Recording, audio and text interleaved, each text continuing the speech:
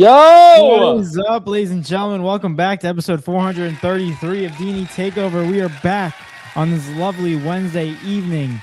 Yeah, dude, I'm gonna be honest with you. My toes are very cold right now. I should put some socks on. I should put socks on. It's not good. Wait, what? Wait, where'd that come from? I don't know. I was just telling you my thought. That was my thought that came in after I said welcome back to episode 433. This guy said, "Welcome back to DD Takeover." My toes are cold. Yo, what are we doing? Is this a freak out episode, bro? This is the episode where we get to talk about. I mean, we're going to talk about a freak today. A freak show. I don't even. You consider him a freak? I consider him just. I'll explain why I think he's a freak. Special. He's own way. He's definitely both. He's special. He's a freak. The reason why he's a freak is because he just lets everything go. Mr. Clean. Mr. Clean. Also some comparisons. Yeah, all the above for that one. But ladies and gentlemen, malnourished Vin Diesel. Nah, he's a lot skinny. He's a skinnier. He's like the Vin Diesel if you leave him in Africa for a couple of weeks. I said malnourished Vin Diesel. You're right. I totally missed your first part. My apologies. But overall, ladies and gentlemen, let's get to the rundown of today's episode because we have a lot to do and we're not going to do as long as the show because last episode we were almost there for 2 hours and 40 minutes, something like that. It was long. Yeah. So we need our rest and we're only going to be on for maybe an hour, maybe a little bit more. Let's see how it goes. But ladies and gentlemen, give you a quick little rundown of today's episodes. We're going to be talking about the NBA and that bald guy that we were talking about, the guy who rides a small bus, and see what he has to say and what he made as a rule for the NBA lottery. Also, we're going to get into NBA playoffs, crucial game fives for today and yesterday that happened, and we have to get into those. Also, we're going to get into some teams that already advanced into the NBA in the next round, some other two teams already. And we're also going to get into the fact of Premier League predictions that we've got to get into for Wednesday because it's Wednesday and this weekend's coming up. Come on. And we got to get into some Champions League footy as well. So jam-packed episode in a limited amount of time. So we'll see if we can get everything done. But before we do, Eric, I do want to get into these comments real quick. Shout out to Jay. Jay, thank you for popping out, Jay. He said, tonight, history can be made here live as two young men could hit their historical mark of 300 subs. I love that. I love that so much. And just the fact, I like how Eric just switched it over because the other side. No, I switched it over also because I'm lagging. Like, why is my screen lagging? Look at this. Where'd I go? You can't be lagging on an episode where we're about to get 300 subs. Bro, what's going on? You're good on my end. Oh, I am? Oh, yeah. You're fine. Okay. All right. I can see myself now. Okay. I didn't know. Yeah, no, you're good. It's just we gotta be on our ball. We gotta be on our A game today because we gotta get 4 more subscribers to 300. And right now we're at 296 right now. So we're moving up. We got 3 last episodes. So see if we can get 4 and hit that 300 before the end of at the end of April would be fun. Dude, this is the last episode in April. Last episode, April 2026. And we're about to get 3. I was trying to find a way to get 2026 to be 300, but that was just not going to work. I was trying to drop bars. Right. It didn't work. I'll just read the Marcus comment and see if you can come up with another one. Marcus says, shout out to Marcus. Marcus said, that's right, Jay. 2 young men, friends who have grown up on the playgrounds and the needle-riddled soccer fields looking to make a mark in sports, get a 300 mark, a big milestone. Thank you, guys. And we appreciate you guys for supporting the 300 mark. It really helps. We appreciate it, guys. The needle he remembers the story. Shout out to Marcus, man. Bro, it makes our childhood seem a lot more, at least mine, makes it seem like it's a lot worse than it actually was. Yeah, it's not. We was not in the slums, bro. No, we just had to play soccer games in there sometimes. There's no harm, no foul. It's good to get out of your comfort zone, right? I don't know about that one. I don't know about that comfort zone. If you land on a used needle, you get hepatitis. It's okay. No, shout out to Adam Silver. He knew who we were talking about him. Mr. Clean, what's going on? He says, small bus. I'm a limousine riding, jet flying son of a gun. Woo. Listen, I don't think that's something you should be bragging about after these decisions that you just made. And speaking of which, I think you just gave us the perfect introduction to get right into your mess that you just made. And ladies and gentlemen, for anyone who didn't know, Adam Silver, I'm going to try to break it down into terms where it's a little less detailed and more just blatant out there. But Adam Silver basically said, "F you to every NBA fan out there." Adam Silver said, "Here is my freaking letter of resignation after the end of the year because I'm this all up." It just doesn't make any sense to me because if anyone is like, "What the hell are you talking about?" The NBA just announced, Adam Silver also just announced that they're making a new, they solved the problem to tanking, Eric. They solved the problem. And when I heard that, I was like, oh my God. they figured something out and they solved the problem for absolutely to make an even bigger problem. So for anyone to know what we're talking about, Adam Silver just passed something in the NBA for a rule. I think it's in 2028 next year or something like that. It's one of those years.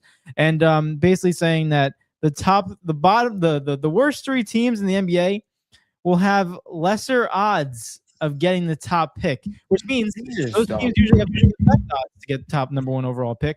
Now they will have lower odds and to prevent tanking, which doesn't make any sense. But at the end of the day, it's just like it don't make any sense because the worst three teams, yeah, we're trying to prevent tanking, but the worst three teams could honestly just be bad. Like we see all these teams that are playing right now, they are butt cheeks. Regardless of tanking or not, they are butt cheeks. So like they need every odds and every chance of getting the top number 1 overall pick.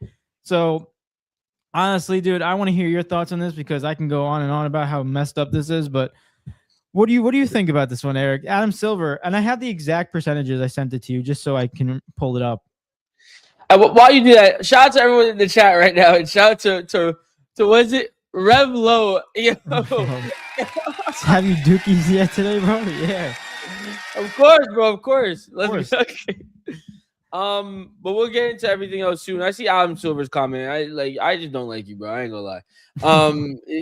But moving forward, my opinion on it, I keep telling everyone the same thing. Like, I'm just not shocked anymore by what this guy does as a GM. It doesn't even bother me at this point. I am upset to see what happens to the NBA because let me break it down in easier terms to understand, right? The original problem was tanking. Correct? Can we all agree on that? Yeah. Can we all agree? And the goal was to stop tanking or to limit tanking, right? So then they introduced the lottery, which I think is realistically kind of a weird system, but whatever. Because I just think the worst team in the league should get the pick, but however, tanking is still a thing, so you can't really stop tanking. It is what it is, right? So that happens, teams still tank, whatever, it goes on. And you have a situation where the worst team doesn't get better, but it's a team that's like kind of on the brink of a playoff appearance or a brink of a play-in appearance can still get a really good player. So now we have a situation where this man says, all right, let me fix tanking as a whole. And what he does is, realistically, I'm gonna clap to this. You shouldn't see teams tank next year. It shouldn't be a thing. It really shouldn't be a thing. If teams are still tanking next year, I'd actually be shocked, right? Because now the bottom three, you basically get nothing for it. There's no reason to be bottom three. However, Adam, what you've done here is you've taken one problem, semi-fixed it, but you've created such a bigger one that I don't even think you understand how bad it could get. The worst three teams in the league will not get better. I understand that you still have to draft your player. I understand that you still need to pick the right person for your team. But the fact of the matter is, if you think the Brooklyn Nets, based off of this new rule, if you think that it's gonna change the way they play basketball, no, they're still buns. They're still trash. They're just gonna try harder this time, and they'll try harder, and they'll still be bottom three. And that will now result in not only are you bottom three, but you also are bottom three, and you're not gonna get better because the teams above you have a better chance of getting a top pick. David, correct me if I'm wrong. I'm pretty sure you have the numbers up now. Mm-hmm. Was it the top 16 or the bottom 16 teams? It's it's the bottom or 16. is it the bottom? It's the bottom 16, right? Yeah. I looked into it right away, obviously, because naturally I was like, well, how bad can this really be, right? So I went into the league and I counted all the way up from the bottom all the way up to 16. 1, 2, 3, 4, 5, 6, 7, 8, 9, 10, 11, 12, 13, 14, 15, 16. You're telling me that the Phoenix Suns, I know you didn't play well, the Phoenix Suns that was in the playoffs this year have odds to get a top pick in the draft? Period? How does that even make sense? How does that even make sense? He's just created a system where the rich will get richer and the poor will get poorer. In the sense of the bad teams are just gonna stay bad and the good teams are gonna stay good, and the teams that are in the middle are either gonna get better or stay good, but they're never gonna jump over each other because you can't get a guy. You can't go get that bona fide stud. So I don't know how in the world this helps in any type of way. I don't know what this does for us. Good luck to all those expansion teams. What are they going to do? You better win. You're going to go, brother, everyone's going to be protecting the two best players in their squad. These are not super squads anymore. So you're going to go get a bunch of second, third options possibly, right? Third or fourth options from a team. And then you're going to go into the league, possibly be the worst team in the league because you have no establishment, nothing there. And then you're not going to be able to get a guy. I don't know how that makes sense. I had the current numbers pulled up just to give everyone an idea of what we're talking about right now. So the current odds beforehand, the one that they're going to be using this year in this year's draft, was in the years past. Worst record in the NBA had a 14% chance. The first three worst records in the NBA all had a 14% chance of getting the top number 1 overall pick. And then the fourth worst team had a 12.5% chance. The fifth worst had 10.5, sixth worst 9, 7, 7.5, 6%, 4.5%, 3%, and that's 10th worst. So it just goes down and down there from there. Now, if we look at the new odds that Adam Silver is proposing, and I already went through, I believe, is that the worst team in the NBA, the worst 3 teams in the NBA, instead of having the best odds to get a first overall pick, they are going to have the same amount of odds as the 11th worst team and on up to the 16th. How does that make sense? And those numbers are exactly 5.4% odds to get the first overall pick. And then after that, the 4th through 10 get 8.1% odds of getting a first overall pick. So we're looking at a situation, if we had to put this in this year's draft, we're looking at a situation where the Dallas Mavericks, with the Cooper Flag and everyone else, not even that, we're looking at the Charlotte Hornets also could potentially, when they just got Khan and 2 potential rookie of the year candidates, they had two rookie of the year candidates on those teams. We'd be looking at a situation where they can go 1-2 just because of odds. And honestly, it just defeats the purpose of tanking because, yeah, I understand you want players, you want teams to start playing their players and winning games and not actually forfeiting their game in a sense. But this is not it. This is not it. You're punishing the worst teams in the NBA because there are teams that are bad. The Brooklyn Nets are bad. The Washington Wizards are bad. Like, these are teams that they're just not good franchises. And the fact is, now all of a sudden, you're going to look at them and be like, yeah, you just didn't try enough. But brother, they're just playing their rookies. Doesn't mean that they're not trying enough. We're just not as good as you.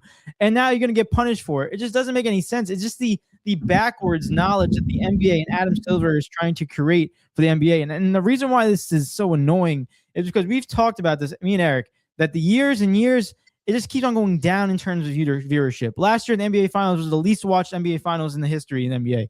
And now you look at it, and you're like, why is the NBA losing people that want to watch them? Is it because, A, the refs are soft and they're calling dumb fouls? Or is it, B, the fact that you just keep on creating these dumb rules, including the tanking rule, that we look at and we're just like, this just defeats the purpose at the end of the day. So I don't understand. I feel like the more we talk about positive things that this league can do, and they just do the exact opposite, it just makes you not want to watch them anymore.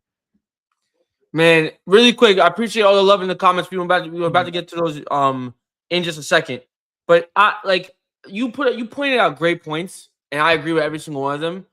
But the main thing that sticks out to me like a sore thumb, dude, the 16th worst team in the league is a playoff team. The Phoenix Suns just finished getting swept in the playoffs. I don't care. Like, they have a chance. Period. They have a chance, and like that's it. How do they even have a chance to get into the freaking lottery? Let alone the fact that they had the same amount of opportunity as the Washington Wizards, the Indiana Pacers, the Brooklyn Nets. Now, don't get me wrong. I believe teams should be punished for tanking. I understand that, but what you're doing is the bottom three teams are just done as franchises. Is this get implemented this year? I don't believe so. I think it's getting implemented either 2028 or next year. I forgot the exact year. Okay, so there's time to get rid of this because we need to get rid of this. Well, you're just gonna. What's gonna happen is like, I need somebody to do like a mock draft of what it would be like, and to think that, oh my gosh, Brooklyn, Indiana, and Washington have the same odds as Phoenix and Charlotte. What? That's so insane. One team desperately needs a guy. The other one is just, it was borderline a playoff team, and it was a playoff team. What are we doing? We got to stop this, man. So, Eric, I have some information just to give you that so we can get some clarity on this. So it's actually called the new NBA is proposing a new 3-2-1 draft lottery system aimed at curbing tanking, designed to go into effect 2027 draft. While not officially approved, a vote is scheduled in May 28th, 2026. So yeah, they gotta just veto that real quick. Just veto that like some NFL fantasy trades, bro. That's what you need to do. Gotta get all them vetoes out of there, bro. Because realistically, at the end of the day, it's so mind-boggling to me because back in the day, you had an excuse when you came up with a bad idea because you only had a certain amount of people in the room. Nowadays, bro, the internet is flooded with ideas. Some of them good, some of them atrocious. But we as an internet, like we as a collective, a community, like we've had better ideas. And someone in that big boardroom, whoever was sitting there was like, you know what? What if we punish the bad teams? You know what? Not by giving them losses, not by I don't know, certain players to be benched. I don't know, some or fines. Them pockets hurt, fines, beautiful, anything like that. Let's make sure that they stay bad. They want to tank? Let them sit there. Buddy, oh my gosh. So what happens now? You get an NBA season where people are fighting for their lives. If this happens, it'll be great basketball to watch because they'll be fighting for their lives not to be bottom three. But it's like they want relegation, but they can't do relegation because they don't have a team. They don't have a team. Yeah, they don't have another league. It's like just make. I can't. That's all I have to say. I have more aspects on this rule change, and we can move on. But I'll just give you the key aspects that I looked up and I found. So this is what they're proposing, and obviously they're waiting the 28th of May to see the approval. But these are the key aspects that they want. So the expansion, the lottery will expand from 14 to 16 teams, including the losers of the 7 and 8 play-in games. Okay, so those are the two teams that they included onto this. Regulation zone. The bottom 3 teams are capped at a top 12 pick, preventing them from automatically getting top picks, like we discussed. And also 3-2-1 system. The bottom 3 teams get 2 lottery balls. And said teams 4 and 10 get 3, and others get fewer. Just like we talked about the percentage wise. And then the last one says the restrictions, which I did not know about this. It says teams cannot win the first overall pick in consecutive years and face restrictions on top 5 picks. What is this? Why? What? What? This is just so dumb. They need to. I think the NBA is at a point now where they need to either. They just need to expand in the sense of like that G League's gotta get developed quick into something like a lower type of league where teams get relegated or something, because that's what it needs to be now. That's what it needs to be. It's just weird. It's a weird system, but bless you. But Adam Silver, it's just for that to be proposed. It's just ironic that you get a bunch of guys that are making millions of dollars a year, and you sit them all in a room, and this is the best idea that they came up with. Even though like you can just get people that are just talking for fun at a lunchroom or at work or just common sense people, and can give you a better rule in 5 minutes that these people came up with in a couple of weeks. It seems like. You know what it is too. You gotta I think the best. Let me know what you guys think about this, because I don't think the NBA can operate like soccer does, whereas they have relegation and people could just sign people, because then the rich would still get richer. Like, people just would not ever sign for lower teams. What if the G League got expanded into an actual recognized as a professional league? It already is, but like recognized at a higher level, right? And we put in a relegation, and what happens is the NBA draft happens first, and then the G League draft happens second. That way, you still have players that get drafted into the NBA, and then you have a second draft, whereas whatever's left goes into the G League. It expands the amount of people that get drafted into the league. It expands the league as a whole. And on top of it as well, if you get relegated, that's on you and that's on your team. Now you have to work your way back up with what you have, which is the scraps of the first 60 players that they picked. It's tough for them. I just don't understand. Like, that's the best option. That's why soccer has it so good in that sense, because you're always playing for something. It's just like, now you are playing for something, but it just doesn't make any sense because you're still not rewarding them for being a dookie team. I do want to get into these comments, though, because we appreciate you guys for popping out right now and showing some love. Jay said, could be worse. The MLBPA came out with their betting app of choice today. And what was that? What was that, Jay? I don't know. I didn't hear that. Yeah, what was that? Adam Silver said, GM, I'm the damn commissioner. I ain't no Teddy Long, and you ain't going 1-on-1 with the Undertaker. That's a WWE reference. Jalen, shout out to Jalen. Appreciate popping out, Jalen. He said, it's the Brooklyn Nets, bro. They're not getting any better. Yeah, and they're not going to get rewarded. Bro. Chill, bro. We was in the playoffs a couple years back. Don't forget. Shout out to Jennifer. Appreciate you popping out, Jennifer. Said Nueva York. Yeah, New York Knicks. Nueva York. Appreciate you popping out. Marcus said, he said Brooklyn would probably take a no-name player from Serbia, probably named Igor. Oh, we already have one. Who isn't built for the NBA. Anyways, be happy you ain't gonna get that first pick. David, no, we don't have Igor. We have Yegor. You know sorry. He's Jewish. Yeah. Why did you feel the need to say that? Why?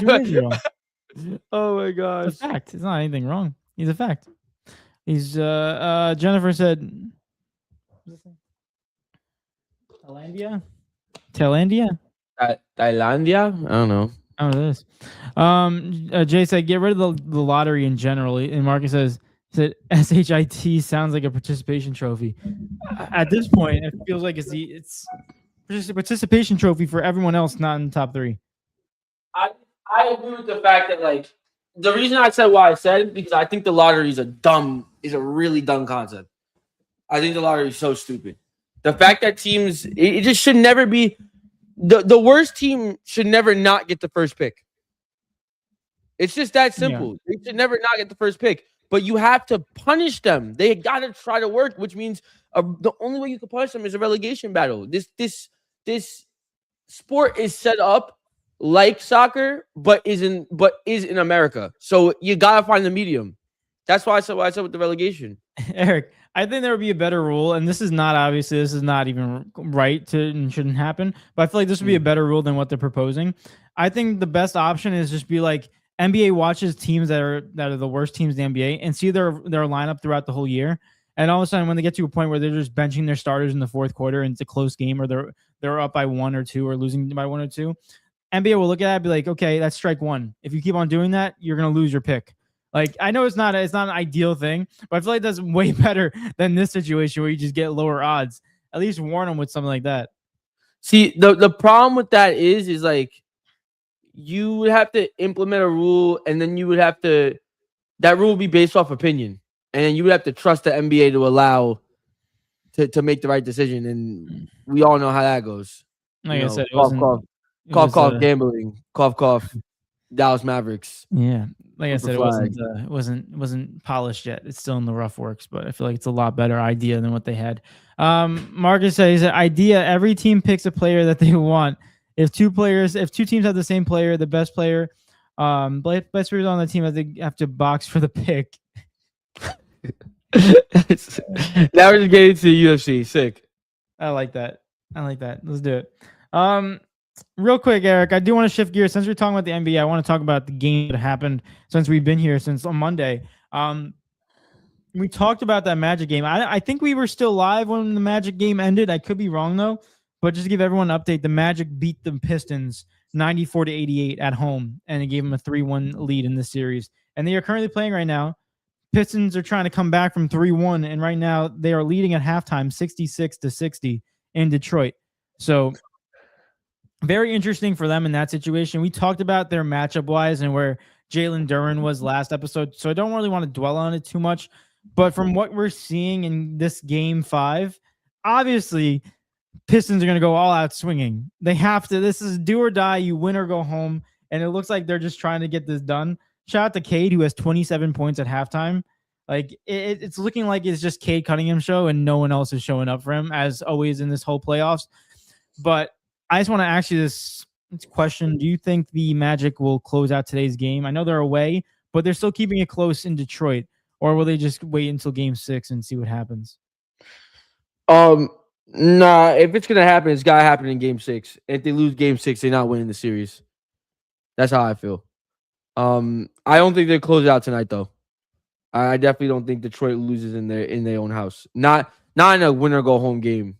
Like that'd be such a bad look for Detroit. Such a bad look if that happened tonight. I don't think it's gonna happen. I don't think Cade Cunningham gonna let it happen, to be honest with you.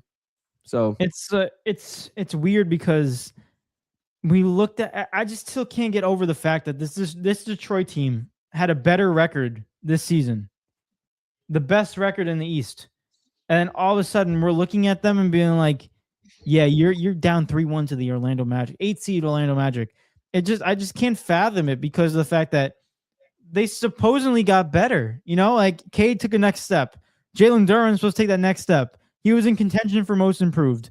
Like we're looking at this guy where we're just like, man, they got a 1-2 combo. It's really dangerous. Their defense is really good. Their shooters on the outside are really good. And then all of a sudden the playoffs is just like it's just not there. Cade's the only one producing, and it's not good for this team. I want to be honest with you though. Good. What? My brain just clocked what you did. Like that's why I started laughing. I will be honest with you though. I could see the Magic winning in game 5. I know they're losing by 6 right now, but the way this whole series is going, the Magic have already beat them in Detroit. Who's to say that they can't beat them again? And one thing I love about the NBA and a lot of sports is that momentum is a real thing. And right now, the Magic have all the momentum. I gotta see how this game plays out. Like I said, it's only halftime. There's only down by 6, so anything can happen. But if Detroit, and I'll stick by this statement until it actually happens, but if Detroit gets eliminated first round, I can guarantee you their head coach is going to be out of there. JB Bickerstaff is no longer going to have a job with the Detroit Pistons. And that might be one of the biggest flops that we've seen about a team that was from last year, I was just good the first year in the playoffs with them. And now this year to be going backwards a step is not good. Truth be told, I think Detroit is going home, which is crazy to say because I could have never seen that coming from a mile away. I hope they don't fire JB Bickerstaff because like this is their first year like being the best team in the league and they just crumbled as a whole.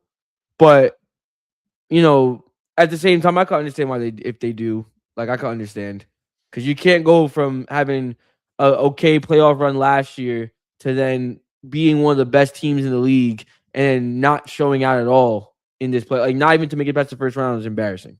It's actually embarrassing. So we'll see what happens though. It's just weird because of the fact that does JB Bickerstaff deserve to get fired? I don't think so. But we all know that in the NBA and a lot of sports, this is very bad.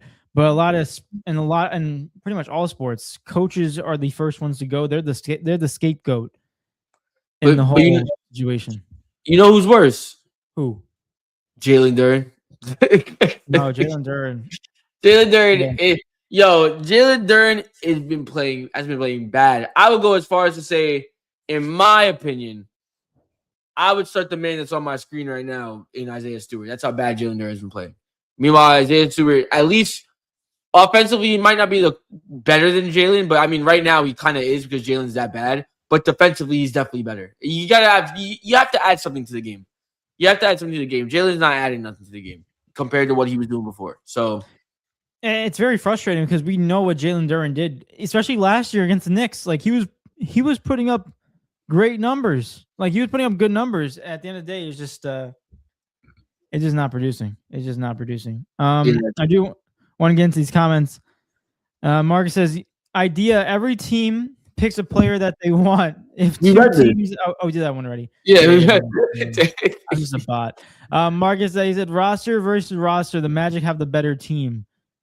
Based off, but if we're looking at the season, look at how this team played. Unless you're getting hustled, like this is one thing. You know, when you go to a bar or a pool bar, and then all of a sudden you start playing with them, and then all of a sudden you're like, yeah, I never played pool before. Then all of a sudden you start freaking playing, and then you hit all the balls and you win. It's like you're taking their money, you're hustling them. Unless that's what the Magic are doing.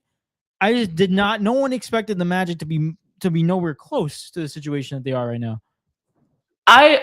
I just think you're only saying that because the Magic are playing well right now. I don't think you would have ever said that during the regular season, Marcus. Oh, I thought you were talking about me.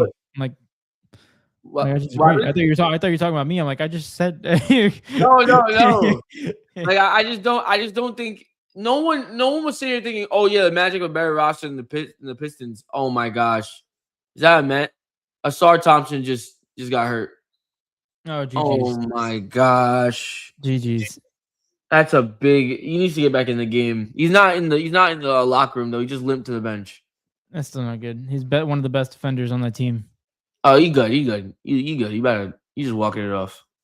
I will say one thing is, like, in the beginning of the season, yeah, we could put him up there because we were looking at the Magic with Desmond Bane edition. We're like, wow, if Paolo takes the next step and Franz Wagner takes the next step, and now they add Desmond Bane, this team can be in top 4 and in the NBA in the East, right?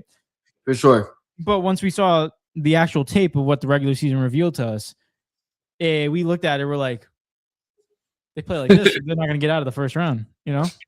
It was just Paolo. Paolo just played like some trash. Yeah, now he wants to turn up now. Like, what the heck? He's been drinking that Gatorade. He needs it. Yo, and the Magic are playing without Franz Wagner. I didn't even see that. Franz is not playing? Franz is not playing. Yeah, they closing it out in 6. They cannot lose. Yo, Kate is bugging. They cannot lose in 5, bro. I'm telling you right now, bro. JB Bickerstaff cannot make his team lose in 5. Like, you gotta find a way. You just have to. No, I agree. If you want to keep your job at this point. Jay said, all right, fellas, going on my second walk. So whatever is being said, I totally agree with one of you. Listen, Jay, I love the confidence that you have in us, because the fact that we can just be saying anything we want and you can agree with it. So we just agree. We can say the most heinous things. He'd be like, yeah, sure. Jay said, Eric getting a lot of Jalen rookie cards now. Eric, congratulations. Oh, man, I want no Jalen Duren rookie cards. Eric, but wait. Mr. Big Arms. Yeah, but you didn't see the new update that they have of his card? It's actually pretty sick. No, I don't even have his card. No, I'll show you. Instead of his face, they add this.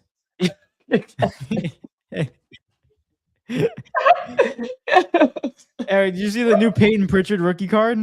Yeah, shut up. Oh my god, the new David Rodriguez Peyton Pritchard rookie card. Oh gosh. Funny. Oh, I dropped my mic. Jeez, sorry guys. But without further ado, man, I mean, that's all much I really have to say about the Pistons right now. Like you said, we went into this game, Cade Cunningham doing what Cade Cunningham does. Everyone else kind of like begging him to drag him to the promised land. Meanwhile, on the other end, I feel like you'd be happy to hear this right now, but the Raptors are beating the Cavs in Cleveland, 62-61. David's an avid James Harden is bad in the playoffs guy. Like David. No, if James Harden loses one game, David's gonna text me and be like, "See, James Harden sucks." Like, ironically, he's playing great. It's just Donovan Mitchell that's not showing up. He has got 17 points right now in 17 minutes. there's no way the Raptors win 3 games on no, like they go 3 games unbeaten with no response. Eric, I'll tell you what though. What you can count on is if the Raptors win today in a winner go home situation, James Harden's not gonna be there. Here we go. Here we go. Here he goes. They're gonna be like, where'd he go? Where'd he go? When you do peekaboo with the baby, he's like, James Harden game 5, freaking balling out. They lose. Now it's game winner go home. See, you just put your hands behind your head. It's a lose-lose situation because if they lose tonight, yeah, and let's say James Harden went into Toronto and dropped like a 60 bomb and they won, David would be like, "Yeah, all right," but then he's gonna choke in Game 7, and it's just gonna be like you can't win. Oh, listen, at the end of the day, it's just the stats. The stats speak. The stats speak him in freaking winner go home games. Hey, and speaking of the stats, man, Toronto are just playing so much better as a team than Cleveland is right now, based off of stats. And crazy enough, the starting lineup, right? I'm just gonna say it out loud for you guys. Hold on, this guy, Jacoby Walter. Shout out to him. Yeah, Jacoby Walter, RJ Barrett, Scotty Barnes, Brandon Ingram, Jacopo, right? Out of those guys, there's 11 points, 14 points, 10 points, and 14 points, and 1 point. Dave, are you looking at the box score right now? I have it up, so I already know who has the 1 point. So you would think that 1 point would be probably a Jacoby Walter.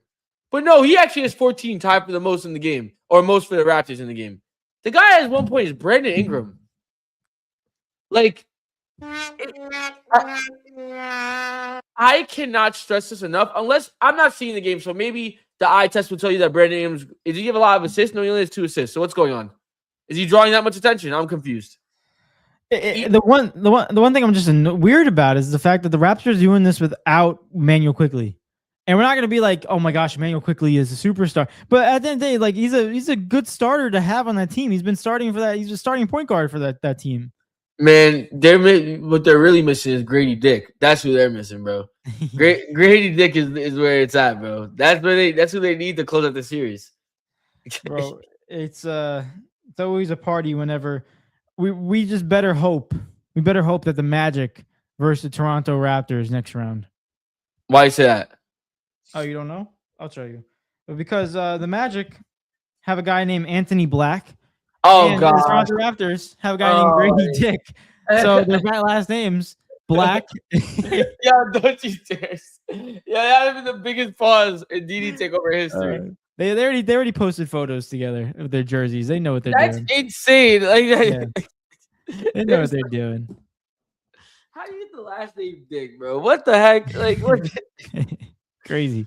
Or the best ones are when the person's actually black and their last name's white, and you're like, come on. Like Kobe White. Perfect. Or Rasheed White, the freaking running back for the Bucks. Oh, okay. I see what White. you did there. It's just like, that's funny. That's funny. Why is Jacoby Walter baptizing these guys right now? Wait a minute. Why do the Raptors have 72 points at halftime? Because they want to win it in Game 6 at home. That's what they want to do. They want to be up 3-2 going back to Toronto. Cleveland got fixed up. No defense vibes. Marcus says Brandon Ingram is washed. That's not true. He's not fully washed. That's just not true. He's having a bad game, I guess. But he's not getting a lot of shots. I think he's having a bad series. I'm not going to lie to you. Why he didn't play good the last game? I don't know. From what I remember, I could be mistaken. I'm looking at it right now. Yeah, I mean, he had a good last game, but the games before, Game 1, he had 17. Game 2, he had 7. Game 3, he had 12. And then Game 4, he had 23. So he's not having the most consistent playoff series. Very true. And they're still beating them without him because we never talked about that, actually. The coach of the Portland Trailblazers, very high praise for Scotty Barnes.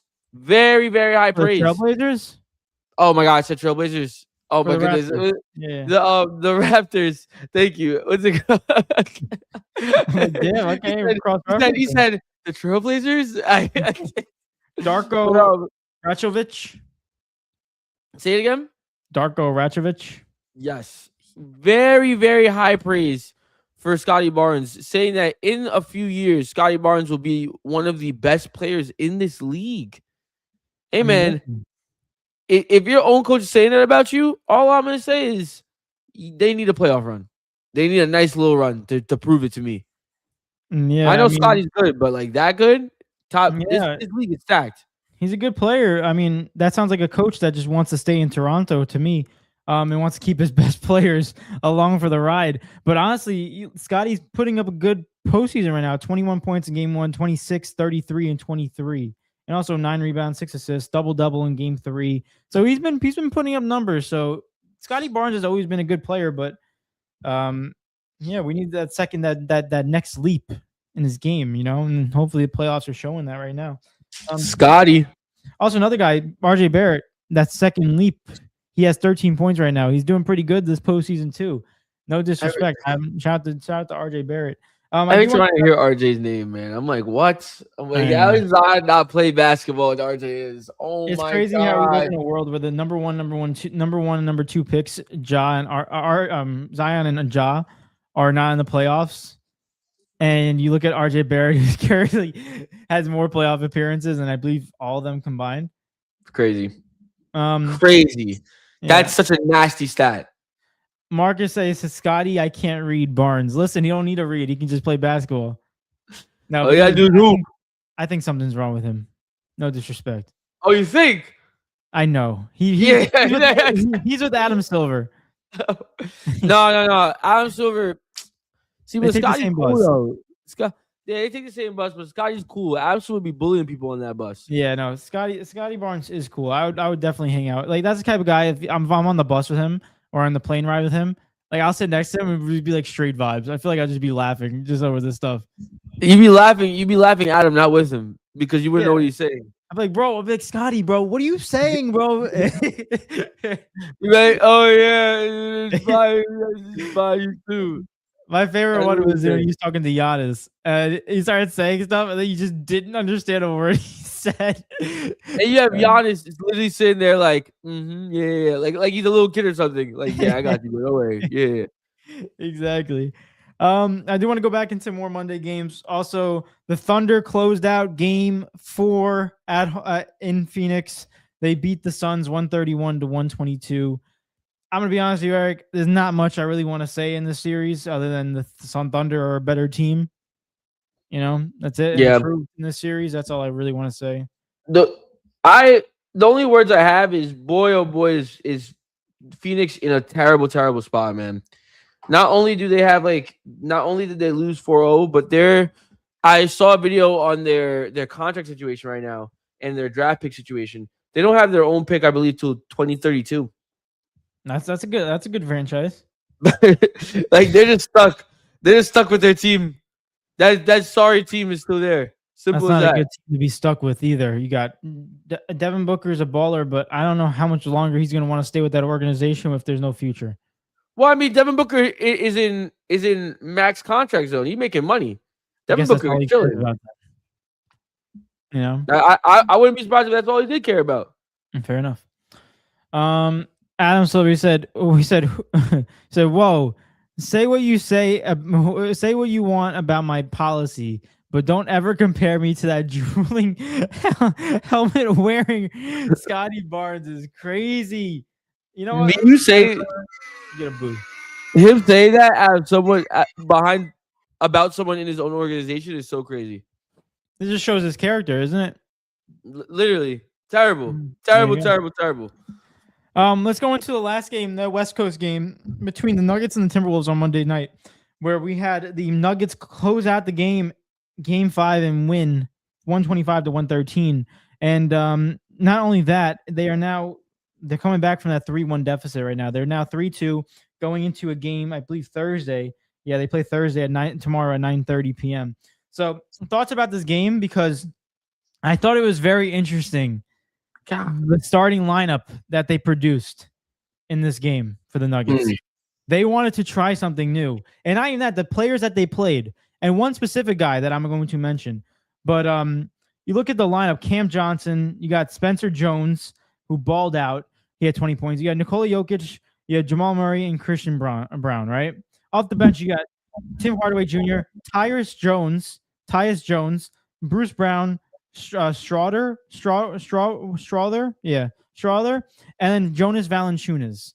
So I'm gonna be honest with you. I absolutely love this lineup. The lineup that they played was good, and it shows the character of their head coach, which I don't remember his name, but it's good. It's good on him because of the fact that it's like, hey, nothing's been working for my team, and we're down 3-1. At this point, I gotta throw something to the wall and see whatever sticks. And I think, correct me if I'm wrong. I'm gonna pull this up, so I'm not. But he played like 2 new players that he hasn't played all playoffs in this game, and just looking at it, like especially Jonas Valanciunas, the fact that he wasn't even playing this whole series. No, he did play. It wasn't him. David Adelman, by the way. Oh, there you go. Yeah, I know his name was David. David Adelman. Jonas Valanciunas played the series? Yeah. Are you sure? Positive. I saw him get bodied, and it was either game 3. He didn't play game 3. Was it 2 then? He played game 2. He played 3 minutes, so I don't really count that. Then he got into foul trouble that game, I think. Yeah. He got ran off the court. And then game 1, he played 8 minutes. But I think there is 2 players that have not touched the court. Like, not garbage minutes. I'm talking about, like, actual minutes. I'm trying to pull it up right now. But anyway, like while I'm doing that, like I love the creativity that David Adelman had, because it's like at the point where it's like, listen, we're losing, we need to see what works, and let's just put these guys in. And what did those guys do? They created a new energy for that team. Because I can tell you what, when you're not playing and you get that minutes, you're gonna ball out, and that's what he did for their Denver Nuggets team. And I think that's primarily what got them the victory. You know, I know obviously Jokic played well, Jamal Murray played well, Spencer Jones played well, but at the end of the day, it's like, that energy is what they needed after losing 3 straight games. I'll tell you right now. I like what Cam Johnson gave them in this game. I actually turned this game off by like the 3rd quarter because it was such a they was beating the brakes off them. You knew Minnesota was not coming back. But I like what Cam Johnson gave in this game, which was efficiency and consistency.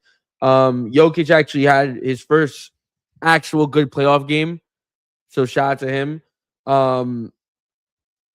Jamal Murray, he did what he did, but like, dude, 9 for 23 is crazy. 9 for 23 is nasty work, but still did what he had to do. And obviously the bench production, like you said, was really good as well. But one guy I really want to highlight that I was watching in this game that was very impactful on both ends of the ball, Spencer Jones, probably one of the ugliest shots I've ever seen in my life. But man, oh man, was he leaving it all on the court for that team, man. Talk about a guy that stepped into a role that was 100% needed by the Nuggets right now with Aaron Gordon being out with an injury. He really stepped into that role, really took advantage of it, dropped 20. Do I think that's going to happen again? No, but it's a big game when you need him most. And I think, you look at Minnesota. Minnesota obviously didn't play their best game, but it still wasn't it was a respectable loss. They lost by 12. It wasn't as bad. It wasn't as bad as it probably should have been. Yeah. But yeah, I'll throw it back over to you before I continue. I just think at the end of the day, I think out of all the series that we have talked about and all the series that teams were down 3-1, I feel like the best team to come back from that deficit is the Denver Nuggets. Just because the unfortunate injuries that Minnesota has suffered with Anthony Edwards getting that bone bruise, being out for 3 weeks, and Dante DiVincenzo getting a ruptured Achilles, wishing him a speedy recovery. But out of all the teams that are down 3-1 or were down 3-1, I feel like the Denver Nuggets have the best shot, because we're realistically just looking at a situation where they go to Minnesota, which is obviously going to be tough for them. But they go to Minnesota, they win that game 6, which is very possible the way this team played, and without their superstars. Game 7 is anyone's game, and honestly, we're going to give the momentum back to Denver in Denver. If Minnesota don't win it here, I'm afraid that they're going to blow the 3-1 lead. If they don't win it in 6, it's the same situation I had for what was it? It's the same situation I had for the Pistons, Pistons and the Magic, because I have the Pistons winning tonight. If the Magic don't go back and take care of business, it's not going to be looking good for you on the way back. Magic obviously have a way better chance, but like, the Minnesota Timberwolves just clearly they need Dante and they need Ant. They need both of them equal like a lot. So not to say that they can't handle it, but they need those players. Yeah. I do want to shift gears into Tuesday's games, then we can go into Wednesday's games and move on to some Prem stuff. But Tuesday's games, we had the 76ers. They're going down without they're not going down without a fight, where they won this game 113-97. And the best thing about this is that they won this game in Boston. They were down 3-1, and now the series is now 3-2 in Boston's favor. Wow. Yeah. Now they're going back to Philadelphia for game 6. What do we think about this series? Because not only did they lose, but they got blown out, Boston, 113-97.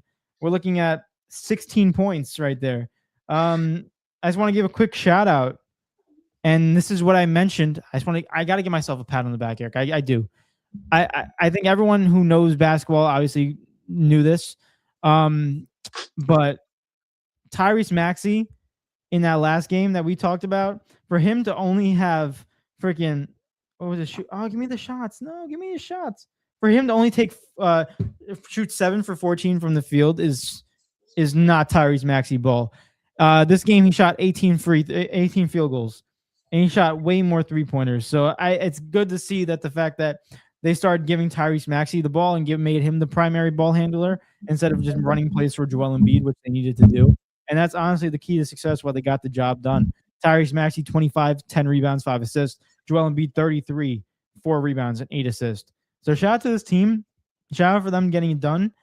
It's been weird because of the fact that Boston is a weird team. And let me explain. They live and die by their 3-ball. Mm-hmm. Like they live and die by that 3-ball. If that 3-ball is not hitting, Done. they are most likely not going to win the game. And we saw this prevalent in this game where the Boston Celtics shot a whopping 28%, 11 from 39 from the 3-point range. Jeez. It's just the one thing I do give them props on is that they will never give up taking threes. And even if they're having the worst game, they're kind of the player. They're kind of the team. It's like, it's got to hit one time. They got to hit at least once. But like, if you look at all the games that Boston lost, and I'm just going to pull this up just so I'm not speaking out of my butt right now. Out of all the games in game 2, when Boston lost, they shot 26% from the field from 3. So like the key to success is to defend that 3-point line, and you can get this game pretty not wrapped but competitive for 76ers. I agree with you that Boston 3-point line, which is a lot easier said than done to defend that 3-point line. But if they don't have it, if it's not going, they're not going to win the game. But one thing I want to highlight, I didn't get to watch this game, so I'm just going based off the stats. Shout out to Joel Embiid. That man did not have a good game last game. Missing a lot of wide open mid-range shots. Obviously, it's just not himself as a whole. But for him to come out and drop 33, I can assume that 33 came from him literally just like living off the pick and pop in the sense of like in the mid-range. That's because that's what was happening last game. Last game, he was just missing wide open mid-ranges. They were all good looks. He just could not knock the shot down. So very good for him. They go back to Philly now. And, there's a chance. There's a chance. I don't think it'll happen, but there's a chance. It makes it more interesting, that's for sure. Yeah. Let me go fix my camera really quick. Yeah, go ahead. I'm just pulling up these numbers because I think they're very prevalent, and it's very consistent for this Boston Celtics team. In the wins that they've won, Boston put up a whopping. I will pull this up. Let me just get to my last stat before I do that. Yeah. Okay. Yeah, this makes sense. We did. I think I did the same number with you last year. I remember doing the statistic with you about the Boston Celtics 3-point shooting percentage, and whenever they get under a certain amount, I do remember this. Yeah, you remember this? Like their record overall, like they just started like they had a losing record when they shot below 30% from 3. And this is very prevalent to this year as well, where we look at a playoff team right now, where in all the playoff wins that Boston had against Philadelphia, it was 36% from 3, 43%, 45%. Those are the 3 games that they won. And you look at the games that they lost, 28% from 3 and 26% from 3. So like you said before, it's way easier said than done. But like the game plan is to protect that perimeter. Do not let an open shot. Do not let him catch fire. If you play good perimeter defense on them, you can make this competitive. Yeah, it's The only problem is I don't think Philly's built for that, if that makes sense. Because their two best players, their two best guards are undersized. So it's gonna be harder for them to guard the perimeter. But Boston's so good at what they do, where it's like you can. It's weird because yeah, you gotta guard the perimeter, but at the end of the day, you can only guard for so long because better offense is always gonna be better defense. If that thing is falling, it's falling. There ain't nothing you can do. It's just a loss. It's just like that. It's just a loss. But that's a great point to point out, and we'll see what happens in Game 6. Definitely made it more interesting, that's for sure. I do want to get into the Trailblazers and Spurs. I didn't really want to talk about this one. Spurs dominate. Victor Wembanyama didn't even have that good of a game. He had 17 points offensively, I believe, and they still won this game by double But figures. David, he had 6 blocks. Goodness gracious. I mean, really, I would hope when you have a wingspan of 10, 12, freaking 200 feet that you would be blocking every single shot in the paint. But You would dunk on him, though, right? Oh, 100%. You know I touch rim. Yes, really Victor Wembanyama, actually. But he just doesn't jump. Eric, bro, last time I played basketball last week, my friends are like, jump, and I jumped, bro. Freaking this much of my hand was on the rim. Oh, snap. They start dunking soon. I'm telling you, bro. I'm telling you, I'm excited for that day. That's like one of my long-term goals. I've had that goal for like 4 years already. I don't think I would have to. My head has to be above the rim in order for me to dunk because I do not know how to turn the ball over. So I just have to be extremely I just have to have extreme buddies. There's no other way around it. Fair enough. But you have anything else to say on the Spurs team in this series before we move on? I think they pretty much better team. Yeah, no, the better team won. Simple as that. Nothing else to really be said about it. Funny how the two best teams in the league advanced first. Right? They got the job done quick and easy. And to think that the third team to advance next could be the freaking Orlando Magic. What the heck? Yeah. What the heck? What's the score of that one? The Orlando Magic are losing by 9. Okay, 1 minute left in the third quarter. We'll see how that goes. I'm monitoring that game. Let's go on the last game on Tuesday, where this is a crucial Game 5 that we discussed last episode on Monday for the New York Knicks and the Hawks. Whoever wins this one is most likely going to come back and win the series because we've seen statistics say that when a team wins a Game 5, they most likely finish out and close out the series. So very crucial for this team. The Knicks were home, and my goodness, they won by 29 points. And this game wasn't really even that close. After halftime, it was not close at all. So, yeah, I mean, I watched this game, so I can tell you what I saw. But realistically, all I saw is that this whole postseason, the New York Knicks, the only 2 losses that they suffered were because of bad last minute clutch freaking game management. Exactly. And it's ironic because you have the most clutchest player last year in the fourth quarter with Jalen Brunson. They only lost by 1 point in those 2 games that they lost, but in every game that they've won by double figures. 11 points in the first game. They won by 16 in game 4, and then 29 in game 5. So realistically, the New York Knicks, this series is proving whenever they win, they're obviously the better team. Like, it's just hands down. Like, they're a better team. But it goes down to, are they beating themselves up? Not getting the offensive rebounds, not getting the rebounds, letting Atlanta get second chance points, too many turnovers. Like, that's just, you play into their game, and obviously Atlanta's going to have some breathing room, and then they'll hit shots. And then Nickeil Alexander-Walker will hit a 3-pointer. And then all of a sudden they're up by 10. And then they just keep on moving. CJ McCollum hits that mid-range shot, and they keep on moving, and then they win that game. But like, if you're able to nip that in the butt real quick and get those opportunities diminished in terms of turnovers and play the New York Knicks brand of basketball like we've seen them all season, the New York Knicks, we should have won. We should have been already in the next round. Realistically, this should have been already done moving into the next round where we verse whoever wins Boston and Philadelphia. But I will say I got to give credit to this one guy, because out of the 2 losses the Knicks suffered is because this one person was not really that aggressive, and that's Cat. Cat in this game, he dropped. Oh my god! He didn't even put up like a fantastic game, but I will tell you, he's been playing way more aggressive on the offensive end. He had 16 points, 14 rebounds, and 6 assists. Like the amount of release that Jalen Brunson must have, knowing that he's not going to get doubled and he just passes the Cat and Cat doesn't do anything. The fact that he can pass to the Cat and Cat can actually facilitate his own shot and create his own offense through the passing game too, like we've been seeing. It's just spectacular for Jalen Brunson to really grow. And he dropped 39 in this game for JB. So it's obviously he's growing from it as well. So New York Knicks won this game. They're just a better team. I expect them to win game 6 tomorrow. Really quick before I continue, guys, if you see, because I'm looking at myself in the camera right now, if it looks like my eyes are closing, my allergies are really bad right now. And like you can't tell, but my left eye is so blurry, it's bad. Like I'm struggling to see out my left eye right now. So just ignore that, please. I just want to put that very clear. I'm also not trying to itch them as much as I can. But this New York team, you hit the nail on the head with that. Honestly, when they play the best of their abilities, it's not close. Or it's a respectable loss at least. This is the most disrespectful loss that they've handed out so far. But when they play their game, it's a loss. It's a loss, and it's by double digits. They know how to beat this team.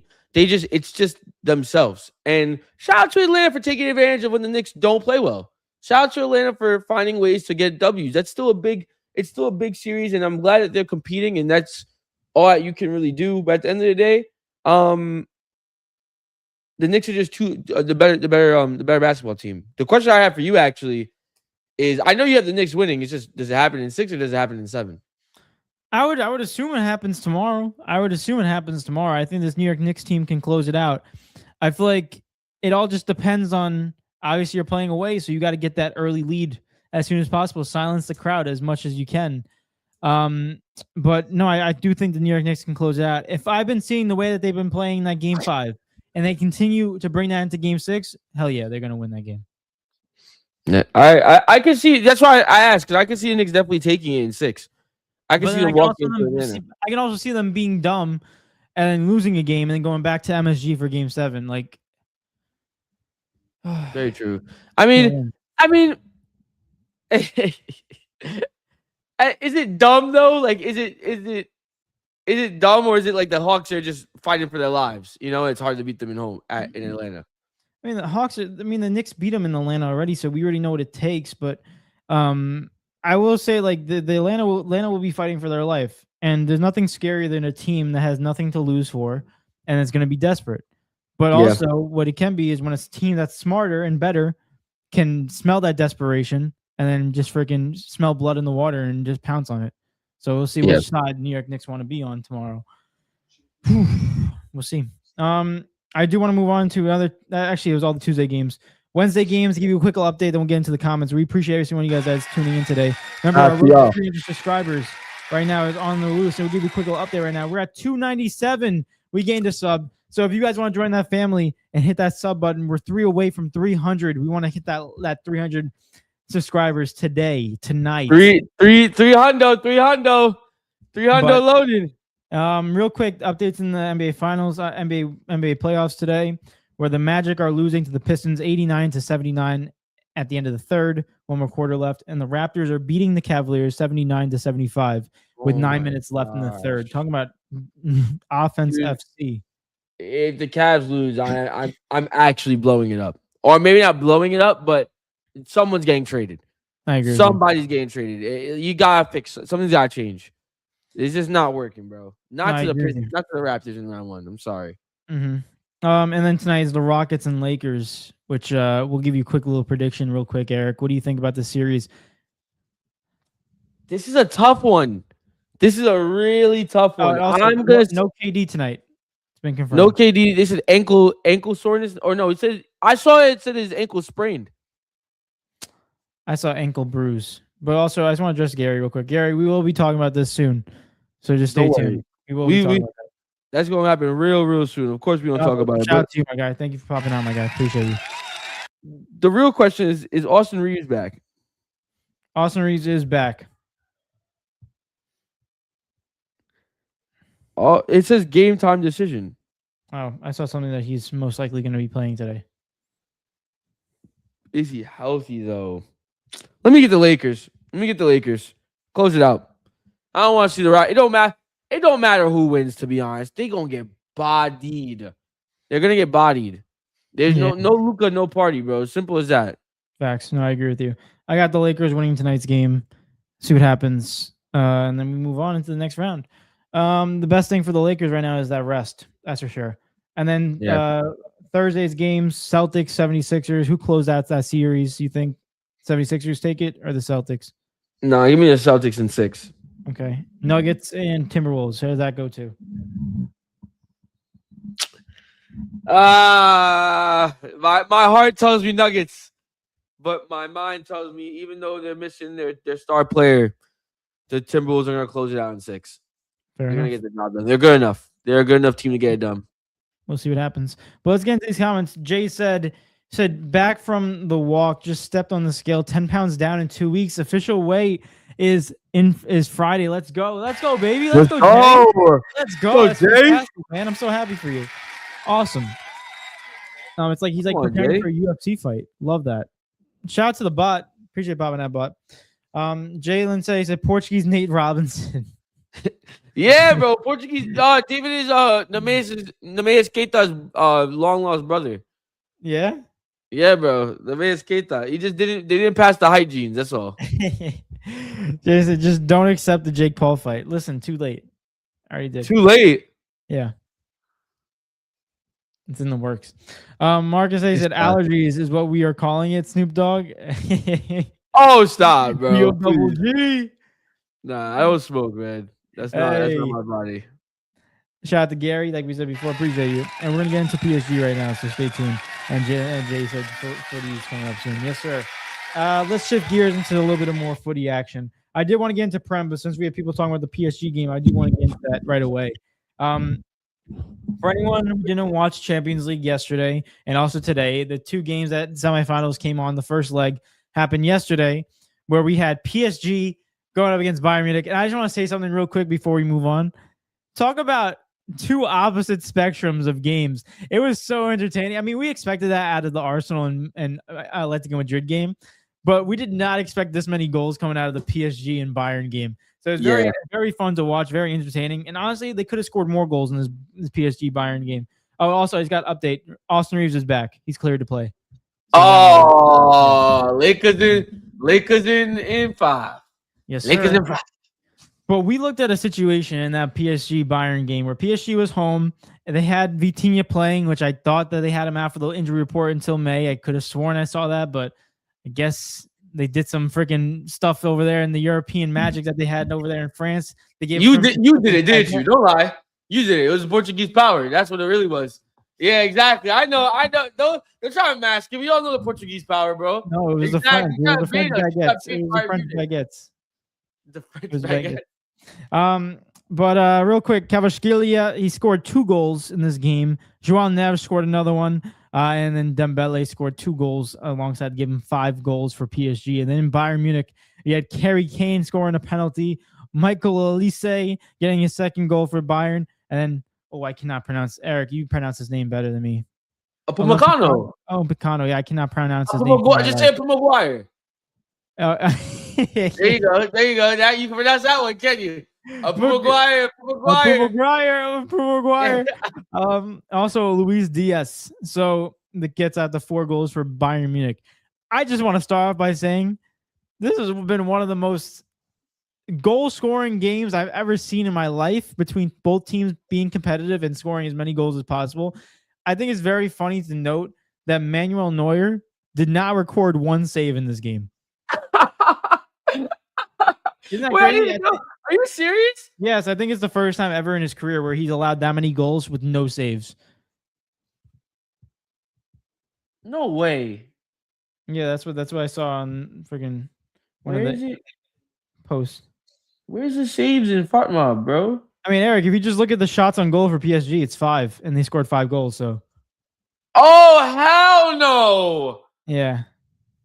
Nah, Neuer got pounced, bro. Make a save, old man. Come on. Crazy, but I will say that This game was the most entertaining game that I have watched in a long time, and I'm so glad that I got to watch this game because it's so entertaining from a fan aspect that's not really rooting for any of these teams, that just wants a good game of footy.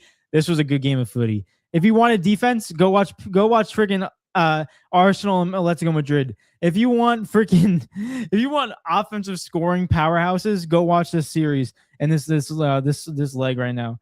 But yeah. Madness. We were texting during this game and we're like, goal. 9 total goals is insane. I just can't wait for the second leg, dude. I really can't. But I'm going to say this real quick. This PSG team, well, we said this before. Whoever comes out of this leg is going to win the whole thing. Yeah. I firmly believe that.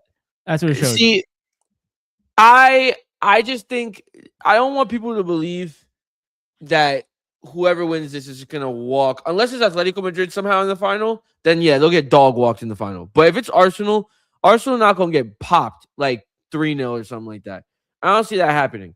I do see them losing, probably a little convincingly, but I don't think they get popped. But either way, dude, my eye is actually like tweaked right now. I can't. Like, I'm not even joking. I think it's a great blob like right here on my eye. Have you been rubbing it? Have you been watching?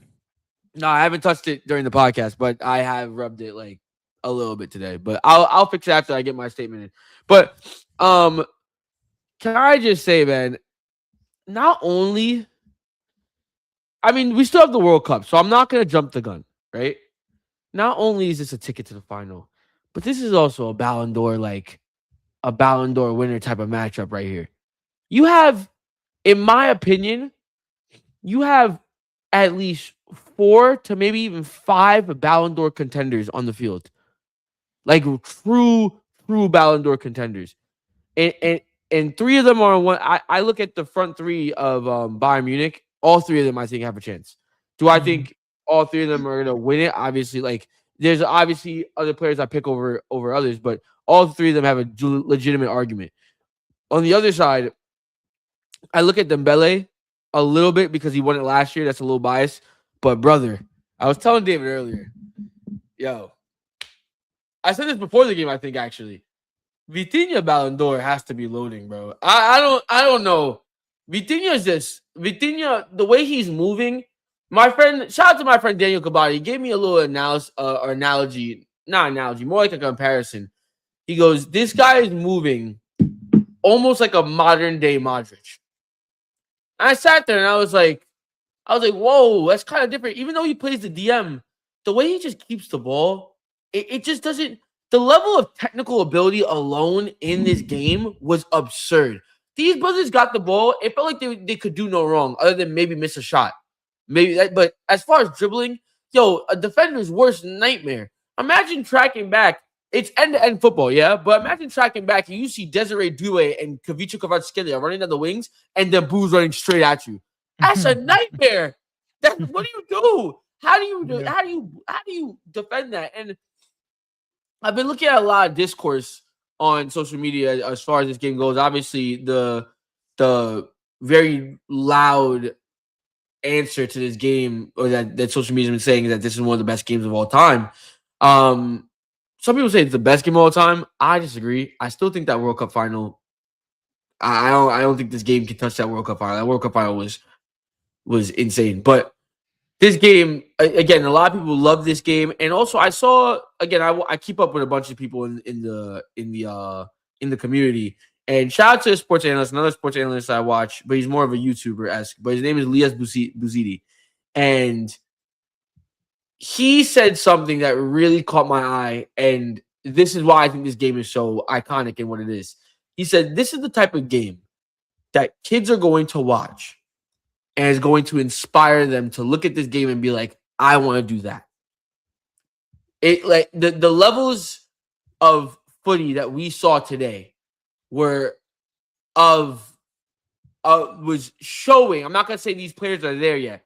Was showing of greats, right? Another thing that you mentioned, I think we could mention as well. It's not the same thing, but you ever seen that video of when back in the day? Obviously, we wasn't alive to really witness it, but you always see that video of the Milan derby, and you see AC Milan and you see and Inter Milan line up. You see the likes of legend upon legend upon legend in that lineup, right? Now, granted, these guys aren't there yet. I feel like you wouldn't want to just throw them into that conversation. But you look at these lineups, bro. These teams are stacked, like to the brim. You have to find weak links, and even the weak links are strong players. These players, their names hold so much value in world football right now. Mm-hmm. From top to bottom, I can't look at one player other than maybe Stanisic, but he played decent for having to guard the best left winger in the world right now, in my opinion. He played pretty well to having to guard damn near, well, not the best front three, because the best front three is on his team, but one of the best front threes in the world right now. Like, come on, bro. This is nothing but, I have no negative takeaways from these other than obviously like defense could have been better. But to me, this is just one of those games where just better offense is just outweighs better defense. It will always will. And when you have a situation where you're looking at Harry Kane that can drop into the midfield, pick a ball out like no other, and also finish out of his mind. You have a guy like Olise that at times he lost the duel against Nuno Mendes, but at times he showed levels against Nuno Mendes. That's the best left back in the world. You know what I mean? Showing levels in that sense and getting his goal. And Luis Diaz, goodness gracious, he made Marquinhos look like he was scared for his life the entire game. The way Luis Diaz was going after, and every time he got the ball, a forward. It was relentless. When you look at that, and then you look on the other side, Ballon d'Or winner, freaking young player winner, and Kvaratskhelia Kvaratskhelia is probably the most informed player in the world, one of the most informed players in the world right now. These guys are unstoppable. They're just unstoppable. And I could sit here and be like, yeah, you didn't play defense, whatever it was, but at the end of the day, this was just ballers. Ballers doing what they do best. And what a game. What a game, man. It was so much fun to watch. And honestly, there's not even like analysis to get into this game. It's just good players going against each other. And we just saw a hell of a match. So a bunch of respect. I will tell you, there's a lot of question marks going into Bayern now. I know it's only a 1-goal lead. And usually when the team's up by 1, you're like, okay, they're not comfortable, but it's like, okay, they have the lead go into an opponent, away stand. I'm looking at this. I'm like, we might be seeing another freaking 9-goal rally to get to the bottom of this freaking rainbow right now. There's like, I'm interested. I'm so interested to see what happens here because tactically, you would think that Luis Enrique is going to somehow beat Company when the day comes, right? But it's going to end up coming down to how the players perform, obviously. Yeah. But you look at it tactically, it's like, what do you do? Because that game, to me, what Bayern and PSG showed was like, yo, we're going for it because there's no point in sitting back because both teams are just too good going forward.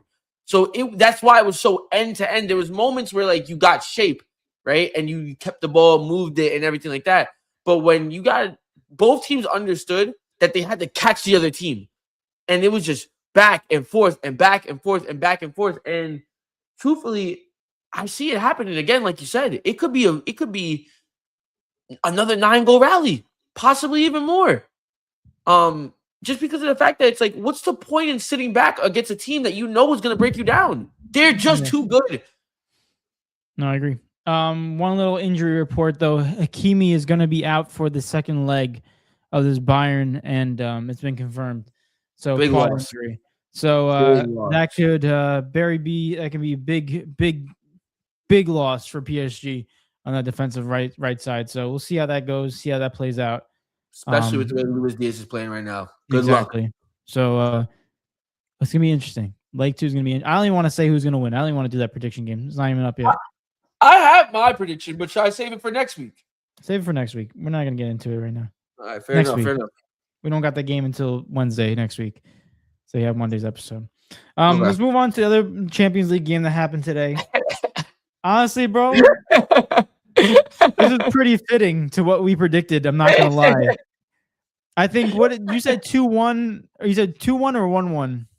I don't remember. I think I said 2-1 Atletico Madrid, or maybe I think I said 1-1. I think I said 1-1. I think I said 0-0. We both knew that it was gonna be a tie, one of these games, but I mean, it basically was 0-0. It's so ironic that both of the goals scored were penalties. It's just like, okay. It's like, come on. But yeah, realistically, I didn't get to watch this game in full extent, which I'm kind of annoyed with. I was at school, but I did watch the last 15 minutes or so. I will say though, just by looking at the stats, it looked like Atletico Madrid were putting on more attack, especially in that first half, and especially more into the first 60 minutes than Arsenal.